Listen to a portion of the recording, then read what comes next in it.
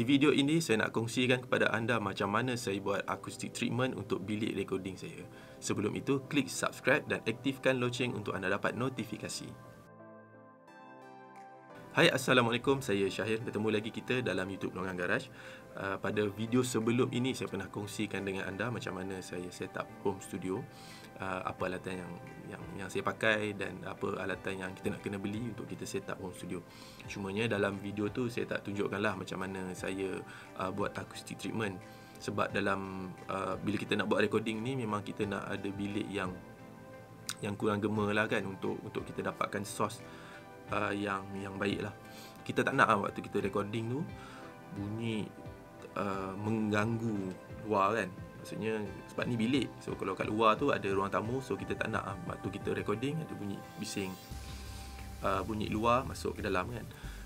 Untuk bilik saya ni sebenarnya memang tak soundproofing sangat pun. Maksudnya bunyi yang dihasilkan dalam bilik ni still boleh keluar. Maksudnya orang luar still boleh dengar lah apa yang berlaku dalam bilik ni, dan bunyi yang dekat luar still masuk juga dalam bilik ni. Kita dengar lah kadang waktu kalau pasang TV terlalu kuat, memang kita akan dengar lah. Bila kita pasang headphone, kita akan dengar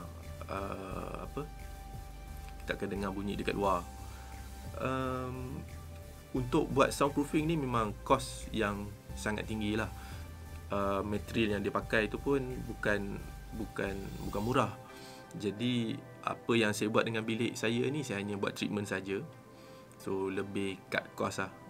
Saya belanjakan untuk treatment ni lebih kurang dalam 1000 lebih je kot, roughly lah.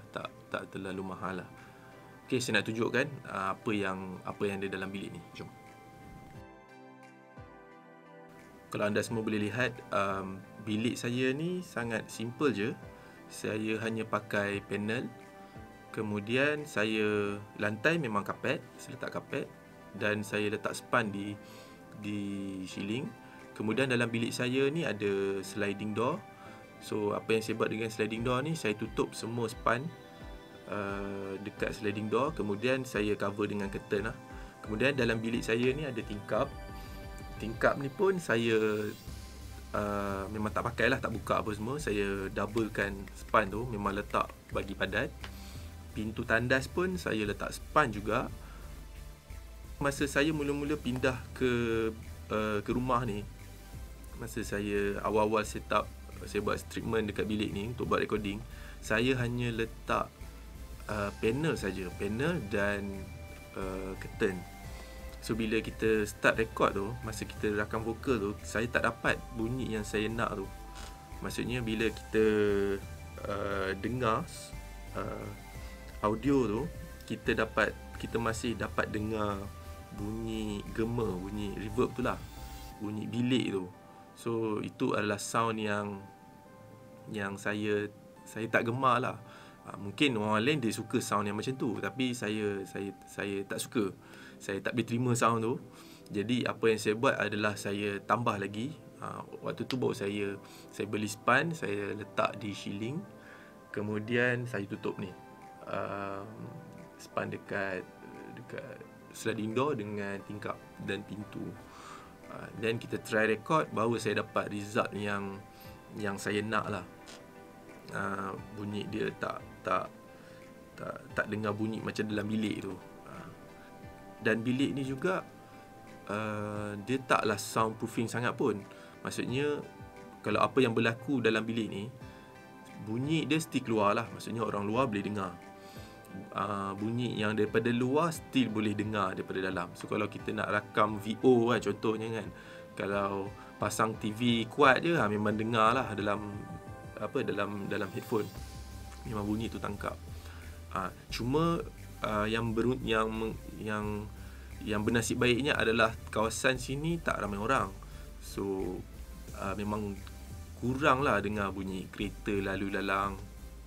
Kemudian bilik saya ni bilik master bedroom, dan dia tak bertemu dengan bilik sebelah. Maksudnya bilik saya ni dia ada gap. Dia ada gap, kemudian baru rumah yang sebelah. So bila saya mula-mula nak buat recording dekat rumah ni pun sebenarnya macam cabar jugalah. Saya takut ada orang komplain ke kan, bila kita rekod tu tengah malam dengan suara jerit-jerit ni. Saya takutlah tiba-tiba jiran ketuk rumah. Tapi bila saya dah test, saya pernah blast speaker ni kuat-kuat. Bila saya keluar rumah, bila saya keluar bilik, bunyi mesti dengar tapi dah start sayup. Bila saya keluar daripada rumah, maksudnya daripada keluar daripada ruang tamu tu lah, keluar pintu utama tu, saya memang dah tak dengar apa-apa bunyi lah. Kemudian saya try keluar daripada jalan besar depan rumah ni, maksudnya yang menghadap sliding door, pun still tak dengar. So saya rasa macam okay, ni berita baik lah, yang maksudnya tak menjadi masalah untuk saya teruskan buat home studio.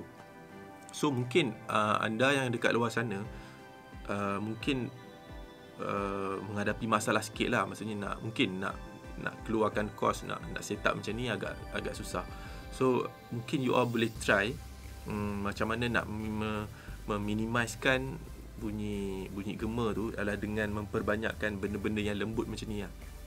Curtain kalau ada sofa, ataupun banyakkan tilam ke bantal supaya bounce tu kurang.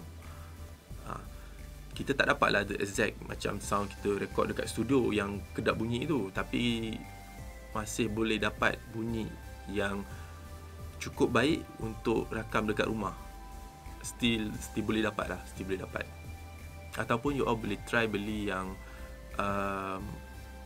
yang ada mic, kemudian dia ada span dekat depan tu. Yang tu saya tak pernah pakai, saya tak tahu, tapi mungkin berkesan lah kot. So siapa yang pernah pakai benda tu boleh berikan komen dan share pengalaman anda yang pernah pakai benda tu. Okey, itu saja perkongsian saya. Mungkin ada benda yang saya kongsikan ni mungkin you all rasa macam tak berkesan ke. So it's okay, you all boleh try cara you all dan kongsikan kepada saya. Mungkin kita sama-sama boleh belajar. Saya kongsikan apa cara yang saya praktikkan lah. Ini cara saya, macam mana saya set up saya punya bilik. So mungkin anda ada cara anda sendiri, boleh kongsikan juga kepada penonton, so supaya semua orang boleh mendapat manfaat. Alright, itu saja. Terima kasih.